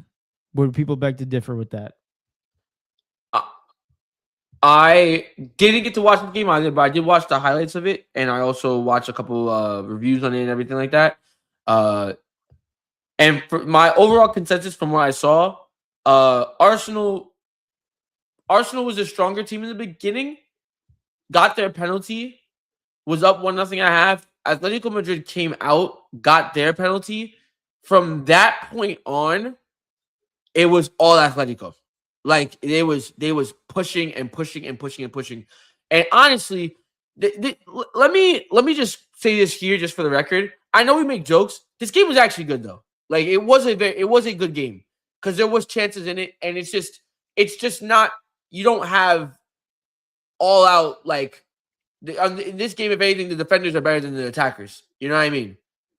So it's like you're gonna have a better defensive game. But either way, going back to my point, there was a lot of moments. I look at this game, Atletico Madrid would be kicking themselves. They'll be kicking themselves because there was some chances that were so clear cut that yes, David Raya makes good saves, but they aren't good shots, right? Still credit to David Raya for making the save because it's not easy to make a save point blank range that close. But there's one chance Adamel Lookman has in the second half, and he's in on goal. And yes, there's a defender on his back, but he goes to shoot with his left foot. All he's got to do is pick a corner, and he shoots it right at David Raya. Now, I'm not saying that he would have scored if he picked the corner because David Raya was having a good game, as he usually does, but the chance goes begging. Then Griezmann misses the chance right after, and then there's another chance that Adamel why am I saying I'm butchering his name right now? Hold on, I gotta look at it. Yeah, Adamel Lookman. He gets another chance right in the basically on the penalty spot, and he shoots it. It forces a save out of Raya, but it's kind of Adam, kind of not. It's not a good finish. Let's just say that much. It's not a good shot, but it's not enough to be like, oh my gosh, you missed so badly. It's just those moments matter so much in this tie because you're gonna go back to the Emirates and you're not gonna get. You might get one or two of those chances, but Arsenal are also gonna get those chances as well. And if there's one thing, yes, I understand that Arsenal aren't the best team going forward, but if you stick a ball in the box and you put it on Jokerec's foot, he's gonna put it in the back of the net. He might not be the best ball carrier, might not be the best decision maker on the ball or whatever it is, but he is a finisher, and he will give you goals. So I look at this situation and I'm like, it's like you said, it's what we expected. Atletico tie the game, but it feels like a loss in my opinion. Yeah, especially with the opportunities that you're mentioning that they had, especially when you're home, you got to take advantage of those going into Arsenal. But it's still 1-1. It's still 0-0. You're still tied. So anything can happen. I will say that's better than being down 1-0, right? Going to for sure. But yeah, I'm gonna watch the highlights later today, but there's nothing really else I want to get into instead of the second leg, which we'll talk about on Monday's episode. You're gonna see that. You're gonna see the first Lookman chance I'm talking about. You're gonna be like, oh my gosh, they should have won this game. Like again, it's not like it's an easy finish. I'm not saying it's easy, but for his caliber, exactly. It was more or less like you sit there and you're like he's in some form, and you see him with that, and you sit there and you're kind of confused. You're like, whoa, that's not. Yeah, I get what you're saying. Here, buddy, you're such a huge reason why they're here. To be honest with you. Yeah, he's been really great ever since they got him. Let's shift gears, Eric. Let's go into some Premier League. Unless you want to talk more Champions League footy, we'll move on. I'm ready to go. I'm ready to make my comeback. I'm ready. I know you want me to make my comeback. Prem predictions, baby. So just give you a quick little update right now in the Prem score between me and Eric. Week 34. We're going over last week's games. Okay. I am currently up 123 to 115. It's an 8-point lead. So let's see how we did this week in week 34. Going into the first game, Brighton versus Chelsea. We both had Brighton winning, so we get a point. Yes. Brighton won 3-0 against Chelsea. Yikes. So we move on. We get a point for that. Then we both had Bournemouth winning and beating Leeds. They actually tied 2-2. So no point for us. Then we both had Man City beating Burnley, and they won 1-0. So we Barely. got a point. Yeah. And then we both. Oh, this is a different. We had a different matchup for this one. Different teams. I picked Sunderland win between Nottingham Forest. Eric, you picked Sunderland tie, and this game was 5-0. Oh my Nottingham goodness! Forest. So no point for either of us on that one. That was a big game. Can I get like half a point, please? No. Please, bro. I'll bet you $5. That Nottingham, yeah, that was a big game for them. Scoring 5 goals is insane. Away, it's a little horse shite. That's what it is. Crazy. Next one we had was Villa. We both had Villa beating Fulham, and Fulham actually beat them 1-0. So no point for us. We both had Liverpool beating Crystal Palace, and they won 3-1. So a point for us. Another one where we were both different. West Ham versus Everton. I picked Everton tie. You picked West Ham win. Yes! So you get a point. Your first Come on! point. It was so crazy. Callum Wilson, come on. It was so crazy because if it wasn't for Callum Wilson getting that late goal, we could be looking at another point added. Now it crashed. But guess what? We slowly. I told you, David. I told you I was slowly walking down the last couple of games. You see how Bruno's gonna break the assist record? I'm gonna come back. I'm gonna come back and do my own you got record. 4 more weeks. You got 4 more weeks counting this one. Oh crap! Yeah. Oh crap! I gotta get. So you can't pick the same team as me. You have to give me a chance. Yeah, I'm not. I'm gonna play whatever I think is gonna win. No, come on. That's cheating. No, it's not. It's called playing smart. Now let's finish out the last couple of games where we both had Spurs beating Wolves and Spurs won 1-0. Game of the week, we both had Arsenal winning, and they did. And then we both had Manchester United winning, and they won. So we finish out. I'm going to update my rankings while we go into the next week. This guy's playing like Arsenal right now, bro. You see this? You see this chat? No, keep in mind, bro. This guy's playing like Arsenal. This guy's playing haram. Don't you dare ever compare me that bottle team. You bro, see that? That's who they are. You're playing haram defense tactics, bro. Haram. Bro. I'm playing. It's smart. haram. It's haram. He's gonna do whatever it takes to win. That you know what that means. 11 in the back. I think it's a good strategy. Do whatever it takes to win. I think it's a great. So why you hit Arsenal then? Why you hit Arsenal? 60 because they're freaking terror. They're butt cheeks. They're not though. They do whatever it takes to win. No, I see. Here's the thing. I don't hate Arsenal. I just hate their fans because they always say the same thing every single year, only for them to lose. And it's just like it's so funny just watching them. It's like seeing a Cowboys fan. They're chokers. The discourse is much different now this year. Arsenal fans are more or less like, oh God, here we go. It's happening again. It's happened so many times. You gotta start acting like it.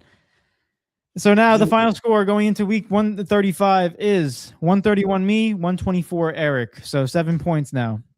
Come on! Let's go. Right. First game.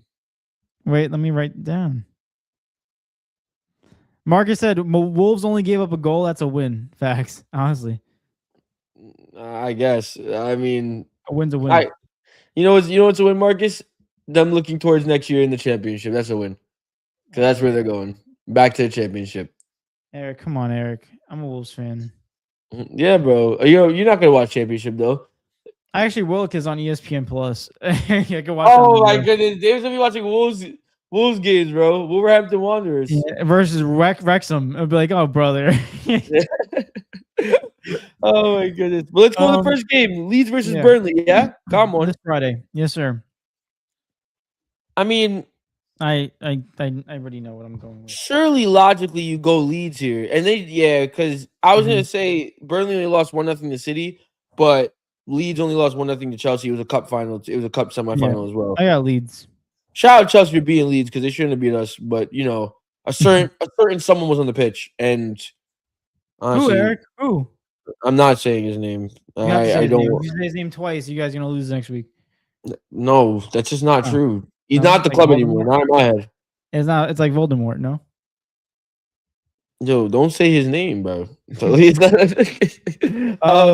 both got leads though. I like how you didn't even ask me. You're like, yeah, come on, bro. Like, let's get this over with. Yeah, I got leads, unfortunately. Next one, Brentford at home against West Ham. Eric, your guys are fighting for relegation. What do you think about this one? This is a very scary game. I'm weird Brentford about have this one. not been in the best of form recently. We've been in better form for sure. But wait. Oh, sorry, I got the text from the group chat. I was like, what's going on? This game is really good. Sorry, my freaking ADHD just bugged the hell out, bro. You saw that? I just glitched so bad. Brentford are just last time we faced them was the FA Cup. We tied and we beat them in pens. The time before that, when was the last time we faced them? It was at home. They beat us 2-0.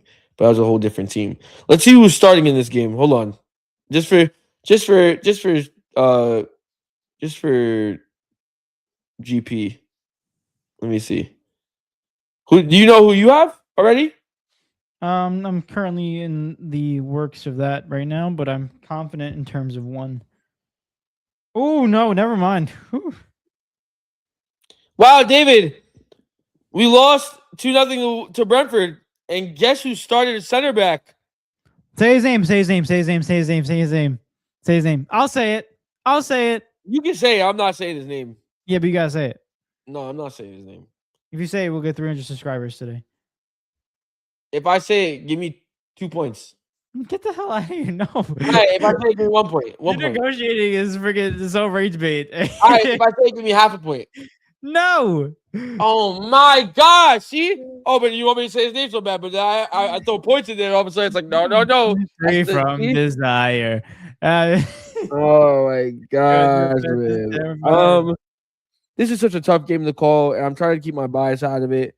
But you know, sometimes in the life, I get competitive. I'm too competitive. So with that being said, I'm gonna say West Ham. West Ham win.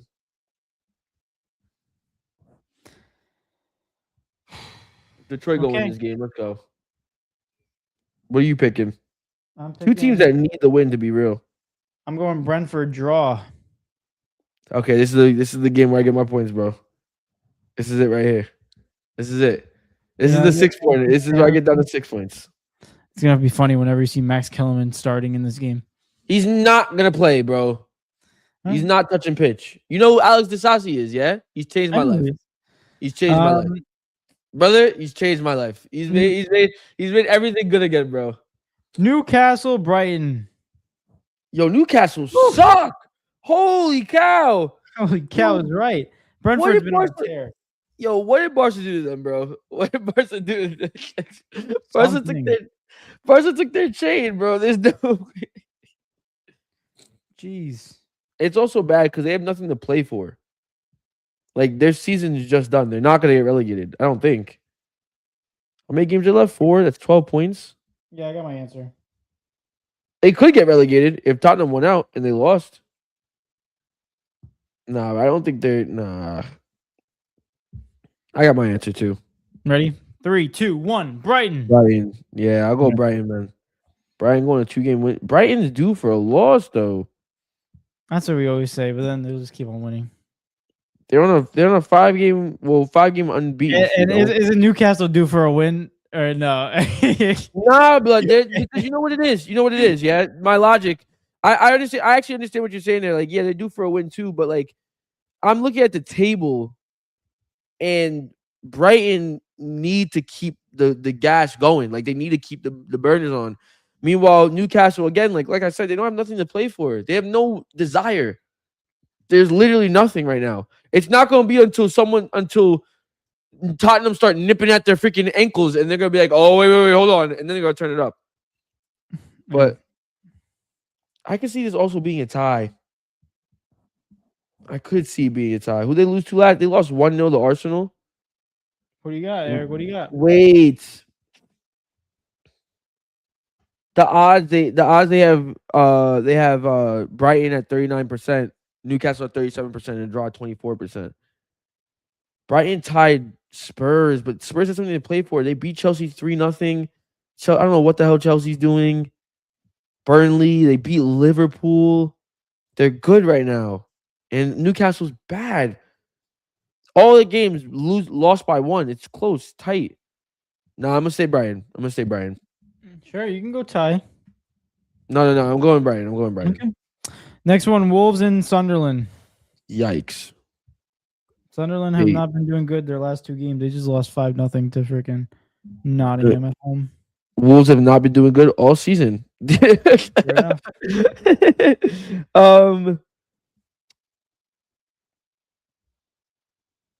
I got You mine. know though. No, I'm gonna go Sunderland. Me too. Sorry.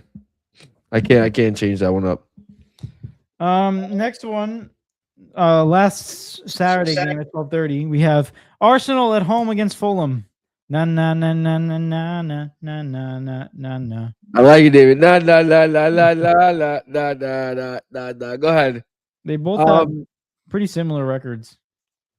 Yeah, the The only last difference 5. is I'm interested to see how Arsenal respond because they need their best players out there, and this is a quick turnaround for them. You get me? I do get you.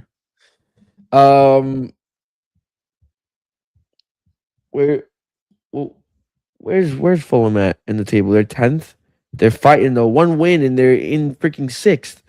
Good. Chelsea are 8th. Oh, oh my word! This has got to be one of the worst seasons. Nah, blood, and they're gonna lose. They're gonna lose in the FA Cup final as well. I know they are. Holy moly, Chelsea fall from freaking grace. Stamford Bridge is falling down again, David. Stamford Bridge is falling down, falling down, falling down. All right, I got my answer. I don't know what to do here, bro. What are you gonna put? Oh my gosh, this is tough. No.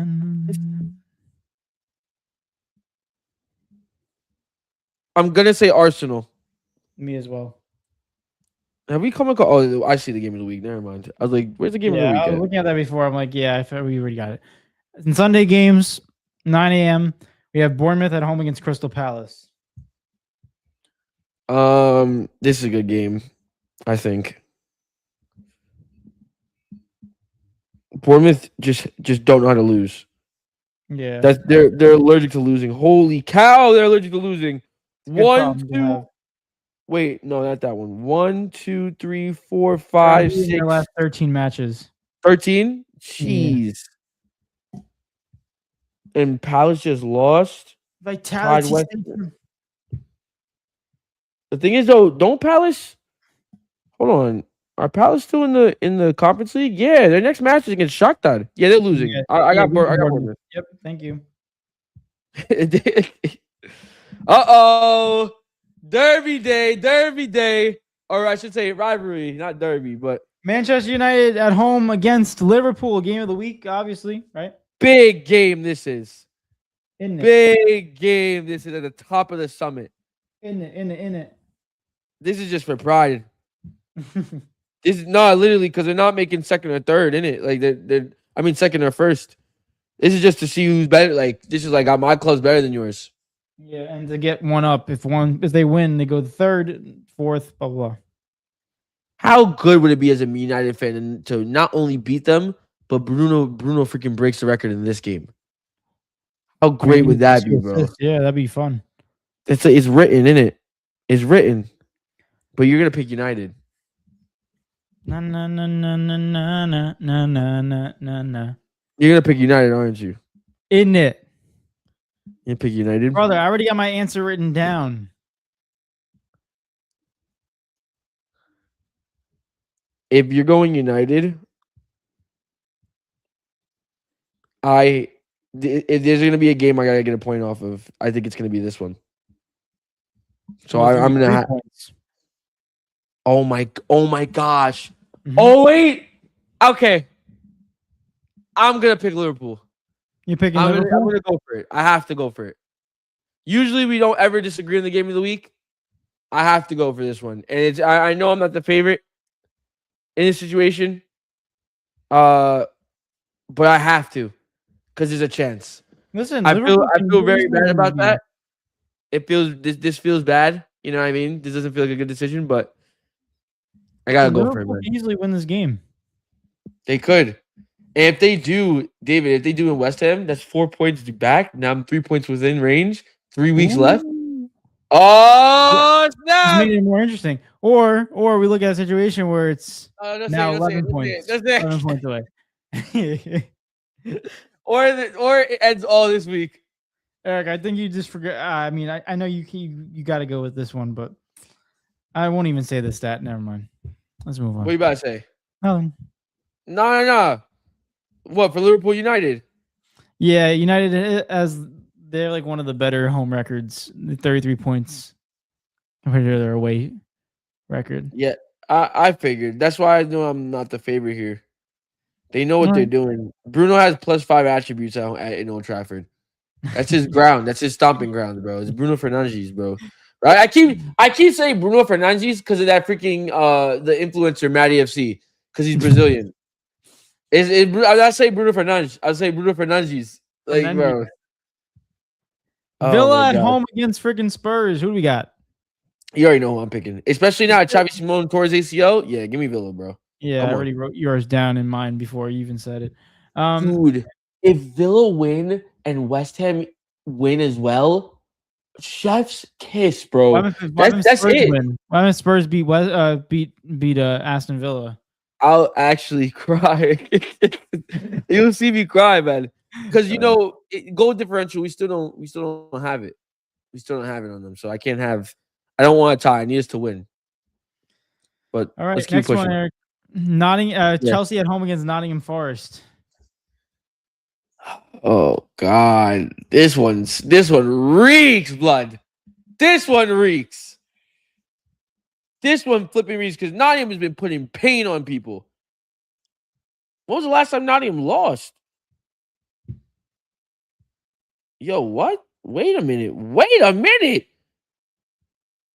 1, 2, 3, 4, 5, 6, 7, 8 games unbeaten. Nice. This is not the same team that was in the relegation zone. What the heck is this?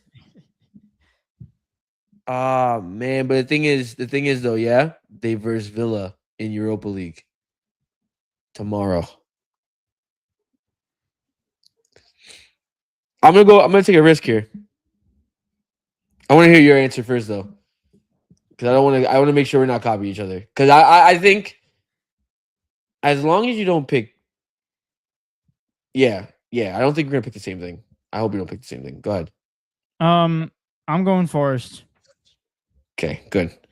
I'm going draw. Okay.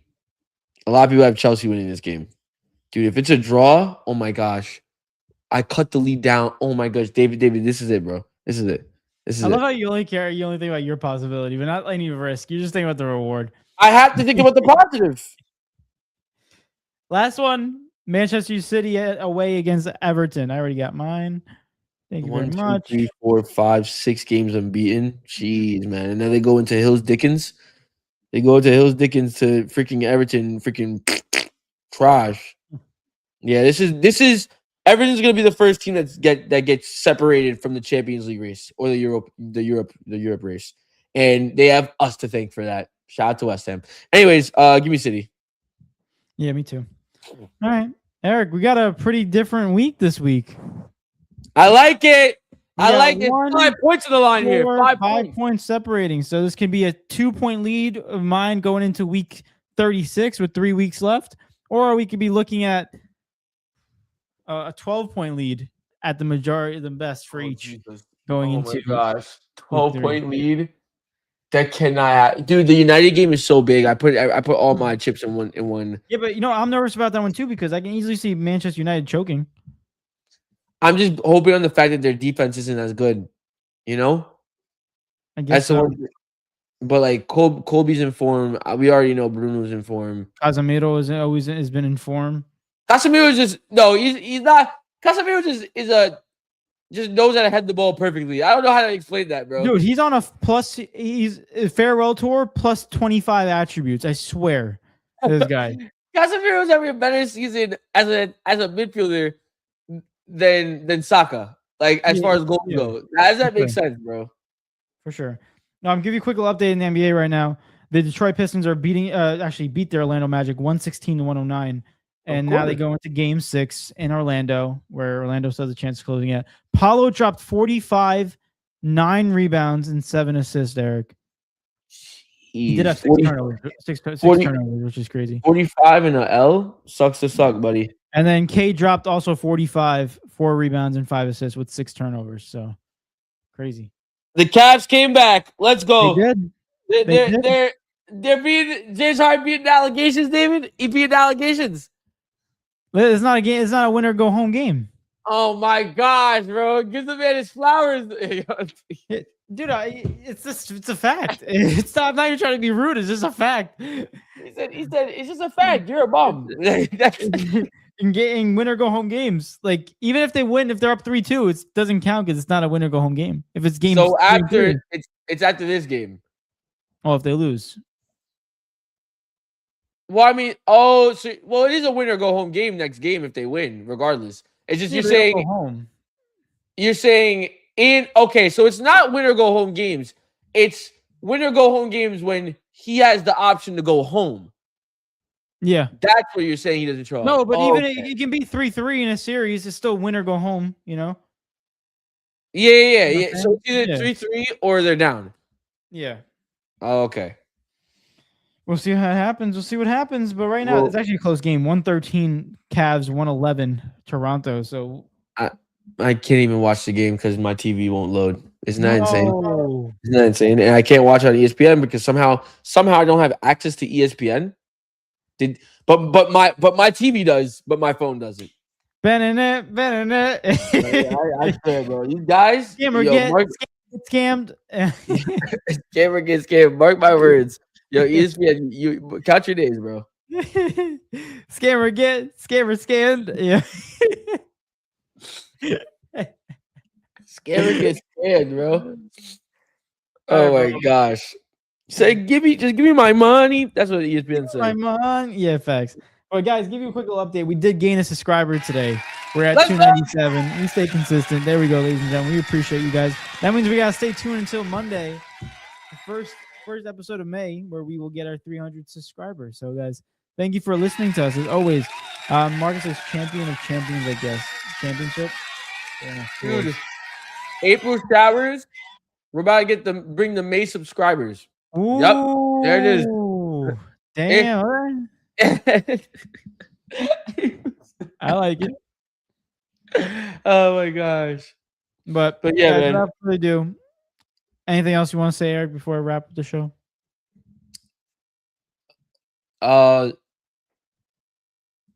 Very well. Okay. Let me cook. One more. How do I say this? Never mind. I can't say the punchline. I want to say punchline, but I forgot how it went. Who are they versing right now? Alperen Sengun, Reed Shepherd, Amin Thompson, Lakers in 5. Hold on, I want to see this real quick because when we come back on Monday, will the first round be settled already? Yeah, right? Let's find out. If I just click all the way to Monday. Yeah, the first game on Monday is just TBD. The first game. So yeah, we'll come back and we'll have a full series. Dang. All right. So, ladies and gentlemen, when we get back on Monday's episode, we will officially have round 2 of the NBA starting, and we'll see who's in there. So, guys, thank you for listening to us. Seriously, we appreciate every single one of you guys. You guys are absolutely the best as always. And thank you for helping us reach our goal, and we hope to continue that and go into Monday's episode with 300 subscribers. But guys, we appreciate every single one of you guys. Make sure you hit that like button, subscribe if you're new, and share the show to everyone that you know. We really do. We love y'all. We appreciate y'all as much as possible. And without further ado, hope you guys have a fantastic weekend. Stay safe. Watch some basketball. It's been your boy David. It's been your boy Eric. And we were out. We appreciate every single one of you guys. Thank you. Enjoy your weekend. Enjoy basketball. Stay safe. And we'll be back on Monday. Peace.